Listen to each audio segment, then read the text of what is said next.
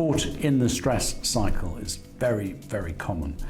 And exactly where it starts, who knows? But the idea is you're low in energy, so you need a stimulant, caffeine, sugar, to keep you going.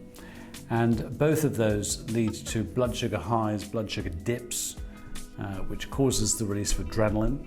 So you kind of get caught in this cycle of stress, sugar, stimulants, caffeine, and then you can't relax. So to relax, you've got to drink, in the evening, can't sleep. And then you wake up tired, and then you go around again and again and again. And all of these really deplete energy. So many people end up with a chronic state of tiredness, inability to sleep, non-stop anxiety, stress, fear, panic, and so on.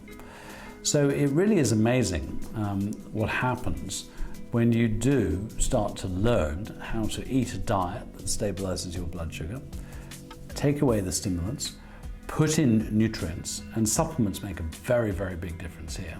And suddenly people start reporting a tremendous increase in energy. But then at the same time, it's important to learn how to switch off this habitual stressed brain or mind, which we actually call the limbic system. It's a certain part of the brain. And what's been learnt in recent years is actually heart-centered focus is one of the fastest ways to switch off the mind.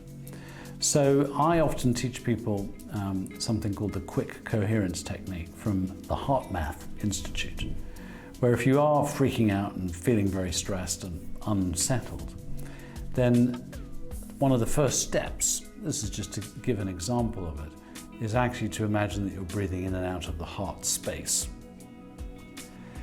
And the second step involves learning how to generate a very positive emotional feeling.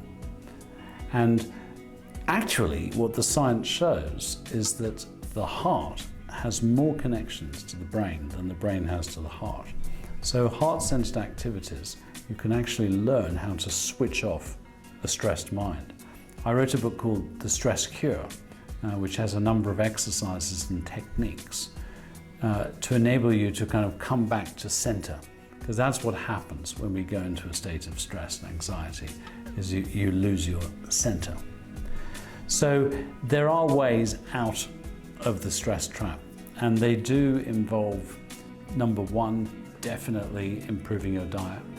Number two, learning some techniques that can bring you back to center.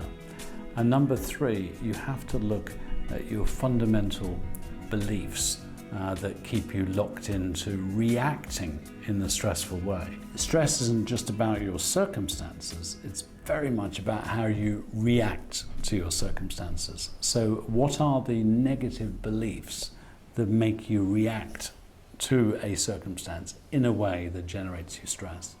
And you have to look at those, because they're like deep grooves of your negative pattern of behavior, and you have to examine them. And in the book I go into methods that you can actually do that.